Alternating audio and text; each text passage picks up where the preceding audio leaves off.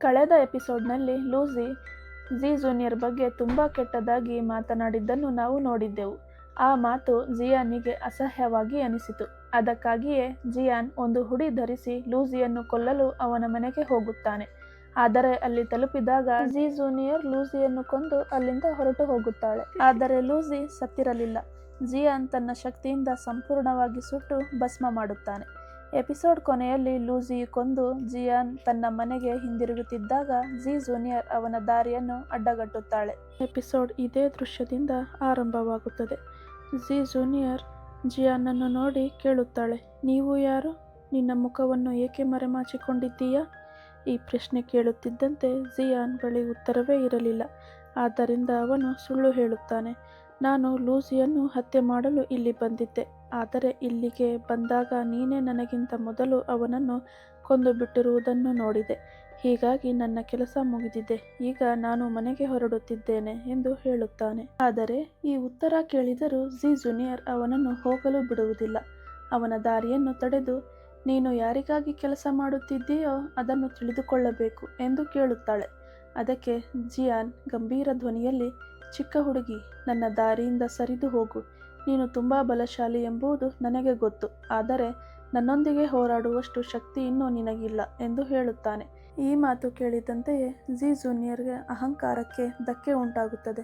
ತಕ್ಷಣವೇ ಅವಳು ತನ್ನ ಸ್ಪಿರಿಚುವಲ್ ವೆಪನ್ನನ್ನು ಹೊರತೆಗೆದುಕೊಳ್ಳುತ್ತಾಳೆ. ಅದನ್ನು ನೋಡಿದ ಜಿಯಾನ್ ಮನಸ್ಸಿನಲ್ಲೇ, ಅಯ್ಯೋ, ನಾನು ಸ್ವಲ್ಪ ಜಾಸ್ತಿಯೇ ಮಾತನಾಡಿಬಿಟ್ಟೆ ಅನಿಸುತ್ತೆ ಎಂದುಕೊಳ್ಳುತ್ತಾನೆ. ಆಮೇಲೆ ಅವನು ಝಿ ಜೂನಿಯರ್ಗೆ, ಸರಿ ಸರಿ, ಎಲ್ಲವನ್ನೂ ಹೇಳುತ್ತೇನೆ ಎಂದು ಹೇಳುತ್ತಾನೆ. ನಂತರ ಜಿಯಾನ್ ಒಂದು ಕಥೆಯನ್ನು ಕಟ್ಟುತ್ತಾನೆ. ದೊಡ್ಡ ಮಾರುಕಟ್ಟೆಯಲ್ಲಿ ಲೂಸಿ ಒಬ್ಬ ಹುಡುಗಿಯನ್ನು ಕಿರುಕುಳ ನೀಡಿದ್ದ. ಆ ಹುಡುಗಿಯ ಸ್ನೇಹಿತ ನನಗೆ ಹಣ ಕೊಟ್ಟು ಅವನನ್ನು ಕೊಲ್ಲಲು ಕಳುಹಿಸಿದ್ದ. ಆದರೆ ನಾನು ಅಲ್ಲಿಗೆ ಬರುವಷ್ಟರಲ್ಲಿ ನೀನೇ ಅವನನ್ನು ಕೊಂದುಬಿಟ್ಟೆ. ಹೀಗಾಗಿ ನನ್ನ ಕೆಲಸ ಮುಗಿದಿದೆ. ಈಗ ದಯವಿಟ್ಟು ನನ್ನನ್ನು ಹೋಗಲು ಬಿಡು ಎಂದು ಹೇಳುತ್ತಾನೆ. ಹಾಗಾದರೆ ನೀನು ನನ್ನ ಕಸಿನ್ ಜಿಯಾನ್ಗಾಗಿ ಕೆಲಸ ಮಾಡುತ್ತಿದ್ದೀಯಾ ಎಂದು ಕೇಳಿದಾಗ ಹೌದು ಎಂದು ಹೇಳುತ್ತಾನೆ. ಅದೇ ಸಮಯದಲ್ಲಿ ಅವನ ಗುರು ಅವನ ಮನಸ್ಸಿನ ಭಾವನೆಗಳನ್ನು ಅರಿತು, ನೋಡು ಮಗನೇ, ಒಂದೇ ಸಮಯದಲ್ಲಿ ಎರಡು ಕೆಲಸಗಳನ್ನು ಮಾಡಲಾಗುವುದಿಲ್ಲ. ಒಂದೆಡೆ ಪ್ರೀತಿಯಲ್ಲಿ ಮುಳುಗಬಹುದು, ಇಲ್ಲವೇ ಬಲಶಾಲಿಯಾಗಲು ಕಠಿಣ ತರಬೇತಿ ಮಾಡಬಹುದು. ಎರಡೂ ಒಟ್ಟಿಗೆ ಮಾಡಲು ಸಾಧ್ಯವಿಲ್ಲ. ಆದ್ದರಿಂದ ನೀನೇ ನಿರ್ಧಾರ ಮಾಡು ಎಂದು ಹೇಳುತ್ತಾರೆ. ಅದಕ್ಕೆ ಜಿಯಾನ್ ಯಾವುದೇ ಹಿಂಜರಿಕೆ ಇಲ್ಲದೆ, ಖಂಡಿತವಾಗಿಯೂ ನಾನು ಇನ್ನಷ್ಟು ಬಲಶಾಲಿಯಾಗಬೇಕು. ಆದಷ್ಟು ಬೇಗ ಮುಂದಿನ ಹಂತವನ್ನು ತಲುಪಿ ನನ್ನ ಹಳೆಯ ಶಕ್ತಿಯನ್ನು ಮರಳಿ ಪಡೆಯಬೇಕು ಎಂದು ಉತ್ತರಿಸುತ್ತಾನೆ. ಇದನ್ನಿಬ್ಬರು ತರಬೇತಿಗೆ ಹೊರಡುತ್ತಾರೆ. ಅಲ್ಲಿ ಲೂಸಿಯ ಶವವನ್ನು ಉಳಿದಿರಲಿಲ್ಲ. ಅವನ ದೇಹ ಸಂಪೂರ್ಣವಾಗಿ ಸುಟ್ಟು ಬೂದಿಯಾಗಿತ್ತು. ಇದನ್ನು ನೋಡಿ ಜಿಯಾಲಿ ಕುಟುಂಬದ ಮುಖ್ಯಸ್ಥನಿಗೆ ಇದನ್ನು ಮಾಡಿದವರು ಯಾರು ಎಂದು ಪ್ರಶ್ನೆ ಕಾಡತೊಡಗಿತು. ಅಷ್ಟರಲ್ಲಿ ಅವನ ಮಗ, ಇದನ್ನು ಜಿಯಾನ್ ಕುಟುಂಬದವರೇ ಮಾಡಿರಬಹುದು ಎಂದು ಹೇಳುತ್ತಾನೆ. ಈ ಮಾತು ಕೇಳಿದ ಜಿಯಾಲಿ ಕುಟುಂಬದ ಮುಖ್ಯಸ್ಥ ತಕ್ಷಣವೇ, ಅದು ಸಾಧ್ಯವೇ ಇಲ್ಲ. ಜಿಯಾನ್ ಕುಟುಂಬದಲ್ಲಿ ಇಷ್ಟು ಪ್ರಬಲವಾದ ಜ್ವಾಲೆಯ ಶಕ್ತಿಯನ್ನು ಬಳಸುವುದಿಲ್ಲ ಎಂದು ಉತ್ತರಿಸುತ್ತಾನೆ. ಅವನ ಮಗ ಮತ್ತೊಮ್ಮೆ, ನಿನ್ನೆ ನಾನು ಜಿಯಾನ್ ಜೊತೆ ಹೋರಾಡಿದ್ದೆ. ಆ ಹೋರಾಟದಲ್ಲಿ ಅವನ ಶಕ್ತಿ ಸಂಪೂರ್ಣವಾಗಿ ಮರಳಿ ಬಂದಿರುವುದನ್ನು ನಾನು ಸ್ವತಃ ನೋಡಿದ್ದೇನೆ. ಅವನು ಮತ್ತೆ ಮೊದಲಿನಂತೆ ಅವನ ಬಲಶಾಲಿಯಾಗಿದ್ದಾನೆ. ನನ್ನ ಅನಿಸಿಕೆ ಈ ಕೆಲಸ ಅವನೇ ಮಾಡಿದ್ದಾನೆ ಎಂದು. ಯುದ್ಧಕ್ಕೆ ಸಿದ್ಧರಾಗುತ್ತಾರೆ. ಅಷ್ಟರಲ್ಲೇ ದೃಶ್ಯ ಜಿಯಾನಿನ ಕಡೆಗೆ ಬದಲಾಗುತ್ತದೆ. ಅವನ ಗುರು ಒಂದು ಚೀ ಗ್ಯಾದರಿಂಗ್ ಪಿಲ್ಲನ್ನು ನೀಡಿ, ಈ ಮಾತ್ರೆಯನ್ನು ಸೇವಿಸಿ ಇಲ್ಲೇ ಕುಳಿತುಕೋ, ಕಲ್ಟಿವೇಶನ್ ಆರಂಭಿಸು. ನಿನ್ನ ದೇಹದಲ್ಲಿರುವ ಎಲ್ಲ ಚೀ ಶಕ್ತಿಯನ್ನು ಸ್ಪೈಲರ್ ರೂಪದಲ್ಲಿ ಒಟ್ಟುಗೂಡಿಸಬೇಕು ಎಂದು ಹೇಳುತ್ತಾರೆ. ನಂತರ ಗಂಭೀರವಾಗಿ ಎಚ್ಚರಿಸಿ, ಆದರೆ ಒಂದು ವಿಷಯ ನೆನಪಿಟ್ಟುಕೋ, ಈ ಮಾತ್ರೆಯನ್ನು ಸೇವಿಸಿದ ನಂತರ ಈ ಪ್ರಕ್ರಿಯೆಯನ್ನು ಮಧ್ಯದಲ್ಲಿ ನಿಲ್ಲಿಸಲು ಸಾಧ್ಯವಿಲ್ಲ. ಒಮ್ಮೆ ನಿನ್ನ ಶಕ್ತಿ ಕಳೆದೇ ಹೋಗಿದ್ದೇ ಇದೆ. ಮತ್ತೊಮ್ಮೆ ಇದೇ ತಪ್ಪು ನಡೆದರೆ ನಿನ್ನ ಹಳೆಯ ಶಕ್ತಿ ಜೀವನ ಪೂರ್ತಿ ಮರಳಿ ಪಡೆಯಲು ಸಾಧ್ಯವಾಗುವುದಿಲ್ಲ ಎಂದು ಹೇಳುತ್ತಾರೆ. ಇದು ನಿನ್ನ ಕೊನೆಯ ಅವಕಾಶ. ಏನೇ ಆದರೂ ಈ ಕಲ್ಟಿವೇಶನ್ ಯಶಸ್ವಿಯಾಗಿ ಮುಗಿಸಿ ನೀನು ಡೋ ಪರ್ಸನ್ ಹಂತದಲ್ಲಿ ತಲುಪಬೇಕು ಎಂದು ಹೇಳುತ್ತಾರೆ. ಜಿಯಾನ್ ಆ ಪಿಲ್ಲನ್ನು ಸೇವಿಸಿ ಅಲ್ಲೇ ಕುಳಿತು ಆಳವಾದ ಕಲ್ಟಿವೇಶನ್ ಅನ್ನು ಆರಂಭಿಸುತ್ತಾರೆ. ಅದೇ ಸಮಯದಲ್ಲಿ ಮತ್ತೊಂದೆಡೆ ಜಿಯಾಲಿ ಕುಟುಂಬ ಜಿಯಾನ್ ಕುಟುಂಬದ ಮೇಲೆ ಬಾಣಗಳ ಸುರಿಮಳೆಯನ್ನು ಸುರಿಸುತ್ತಾರೆ. ಇದನ್ನು ಕಂಡ ಜಿಯಾನ್ನ ತಂದೆ ಕೋಪದಿಂದ, ಗುಲಾಬಿ, ಇಲ್ಲಿ ಏನು ಮಾಡಲು ಬಂದಿದ್ದೀಯಾ ಎಂದು ಹೇಳುತ್ತಾರೆ. ಅದಕ್ಕೆ ಗುಲಾಬಿ ವ್ಯಂಗ್ಯವಾಗಿ ನಗುತ್ತಾ, ನಿನ್ನ ಮಗ ಮತ್ತೆ ಶಕ್ತಿಶಾಲಿಯಾಗಿದ್ದಾನೆ ಎಂದರೆ ಅವನು ಏನು ಬೇಕಾದರೂ ಮಾಡಬಹುದು ಎಂದುಕೊಂಡೆಯಾ? ಅವನು ನನ್ನ ಮನೆಗೆ ಬಂದು ನನ್ನ ಅತಿಥಿಯನ್ನು ಕೊಂದು ಹೋಗಿದ್ದಾನೆ ಎಂದು ಹೇಳುತ್ತಾನೆ. ಆ ಆರೋಪ ಕೇಳಿದ ಜಿಯಾನ್ನ ತಂದೆಗೆ ಭಾರಿ ಆಶ್ಚರ್ಯವಾಗುತ್ತದೆ. ಜಿಯಾನಿನ ತನ್ನ ಹಳೆಯ ಶಕ್ತಿಯನ್ನು ಸಂಪೂರ್ಣವಾಗಿ ಮರಳಿ ಪಡೆದಿದ್ದಾನೆ ಎಂಬುದು ಅವರಿಗೆ ಇನ್ನೂ ಗೊತ್ತಿರಲಿಲ್ಲ.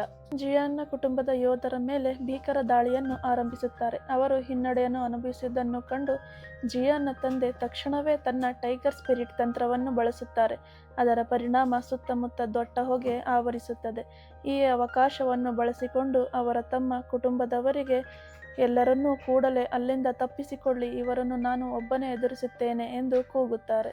ಗುಲಾಬಿ ತನ್ನ ಯೋಧರಿಗೆ ಅವರು ಯಾರೂ ತಪ್ಪಿಸಿಕೊಳ್ಳಬಾರದು, ಎಲ್ಲರನ್ನೂ ಕೊಂದುಬಿಡಿ ಎಂದು ಹೇಳುತ್ತಾರೆ. ಮತ್ತೊಂದೆಡೆ ಜಿಯಾನ್ ಇನ್ನೂ ಆಳವಾದ ಕಲ್ಟಿವೇಷನ್ನಲ್ಲೇ ಮುಳುಗಿದ್ದನು.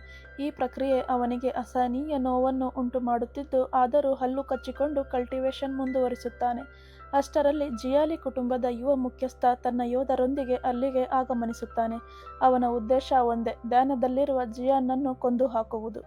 ಜಿಯಾನ್ ಕೋಪದಿಂದ, ಮೂರ್ಖ, ಇಲ್ಲಿ ಏನು ಮಾಡುತ್ತಿದ್ದೀಯಾ ಎಂದಾಗ ಅವನು, ನಿನ್ನನ್ನು ಕೊಲ್ಲಲು ಬಂದಿದ್ದೇನೆ, ಚಿಂತಿಸಬೇಡ, ನನ್ನ ತಂದೆ ನಿನ್ನ ತಂದೆಯನ್ನು ಕೊಂದು ನಿನ್ನ ಬಳಿ ಕಳಿಸುತ್ತಾನೆ ಎಂದು ಹೇಳುತ್ತಾನೆ.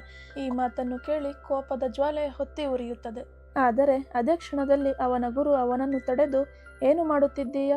ಈಗ ನೀನು ಈ ಕಲ್ಟಿವೇಷನ್ ಅನ್ನು ಮಧ್ಯದಲ್ಲೇ ಬಿಟ್ಟರೆ ಇದನ್ನು ನೀನು ಪೂರ್ಣಗೊಳಿಸಲು ಸಾಧ್ಯವಾಗುವುದಿಲ್ಲ ಎಂಬುದು ಗೊತ್ತಿಲ್ಲವೇ ಎಂದು ಕೇಳುತ್ತಾನೆ.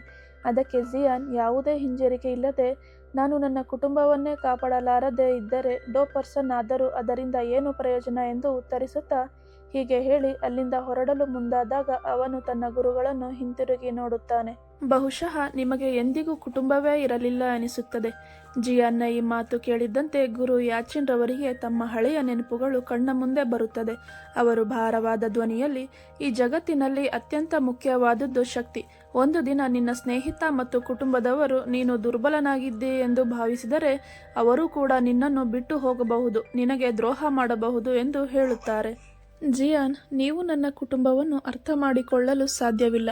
ಕಳೆದ 3 ವರ್ಷಗಳಲ್ಲಿ ನಾನು ದುರ್ಬಲನಾಗಿದ್ದಾಗ ಅವರು ನನ್ನನ್ನು ಎಂದಿಗೂ ಕೈಬಿಟ್ಟಿಲ್ಲ ಎಂದು ಹೇಳಿ ತನ್ನ ಕೈಯಲ್ಲಿರುವ ಉಂಗುರವನ್ನು ತೆಗೆದು ಅಲ್ಲೇ ಇಟ್ಟು ಯಾವುದೇ ಹಿಂಜರಿಕೆ ಇಲ್ಲದೆ ಯುದ್ಧ ಭೂಮಿಯ ಕಡೆಗೆ ಓಡುತ್ತಾನೆ.